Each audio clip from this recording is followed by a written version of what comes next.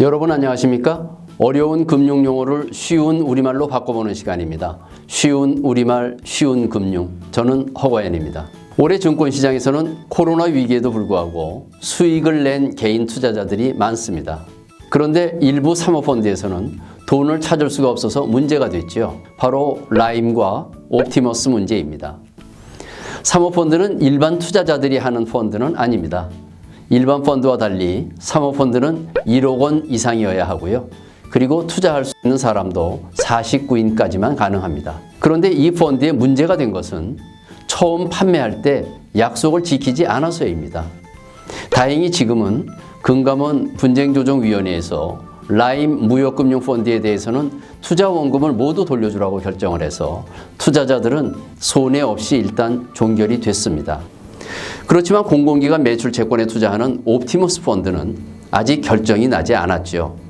이 펀드는 투자하기로 한 매출 채권에는 투자하지 않고 98%를 비상장기업 사모사채에 투자를 해서 문제가 된 것입니다.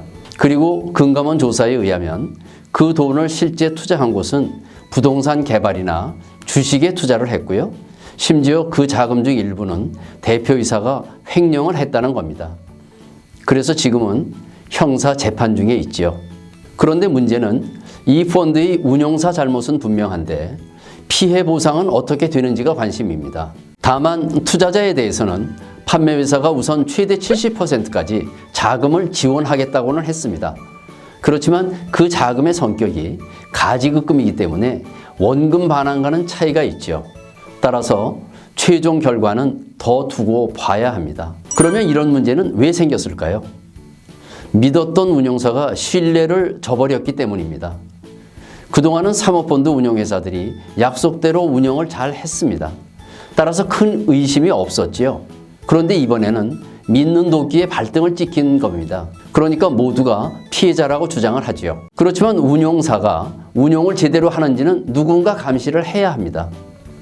법에서는요, 공모펀드에 대해서만 그 자산을 관리하는 신탁업자, 그러니까 주로 은행이 운용사 감시를 하도록 했습니다. 그런데 사모펀드에서는 그 규정을 적용하지 않습니다. 왜냐하면 사모펀드는 스스로 관리하도록 했기 때문이죠. 그러니까 법률적으로는 운용사 감시를 책임질 사람이 없는 듯 보입니다. 그렇지만 누군가는 감시를 했어야죠. 사모펀드는 그러한 결정을 펀드 스스로 해야 하니까요.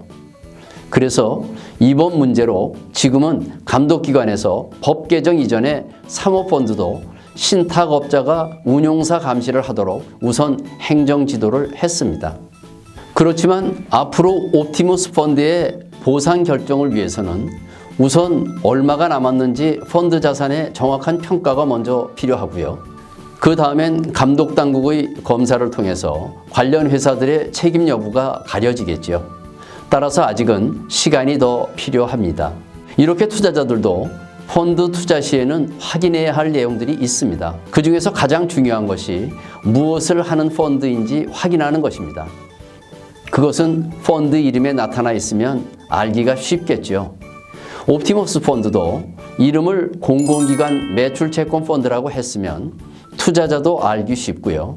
수탁회사나 사무관리회사 직원들도 훨씬 이해가 쉬웠을 것입니다. 그런데 그 펀드 이름을 내용도 없이 외국어로 쓰니까 어렵게 느껴졌죠. 외국어로 쓰는 펀드 용어 중에는 헤지 펀드도 있습니다.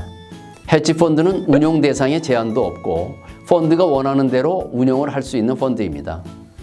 따라서 무척 다양하게 사용되기 때문에 헤지 펀드를 한마디로 정의하기는 어렵습니다. 그렇지만 일반적으로 이 펀드는 시장이 오르던 내리던 목표한 수익을 내기 위해서 운영하기 때문에 기관 투자가들이 선호합니다. 따라서 헤지 펀드는 주로 자금 규모가 큰 사모펀드들을 말합니다. 이런 헤지 펀드는 우리말로 바꾸면 절대 수익 추구 펀드라고 할 수가 있겠습니다. 그리고 가장 대중적인 펀드에는 ETF가 있는데요. ETF는 상장지수 펀드라고 하죠. 이 펀드는 배당주나 가치주처럼 특정 그룹으로 묶은 지수에 투자하는 펀드입니다. 투자 대상이 주식뿐만 아니고요. 금이나 은 같은 상품을 대상으로 할 수도 있고요. 금리나 환율에도 투자할 수가 있습니다. 그리고 그 지수가 오르고 내릴 때 등락률을 2배로 높여서 수익이 더 커지도록 만든 그러한 ETF 펀드도 있습니다. 또 최근에는 ESG 펀드가 무척 주목을 받고 있는데요. 이 펀드는 사회적 책임기업 펀드라고 합니다. 기업의 가치를 평가할 때 환경과 경영의 투명성, 사회적 책임 등을 우선 고려하는 펀드이죠.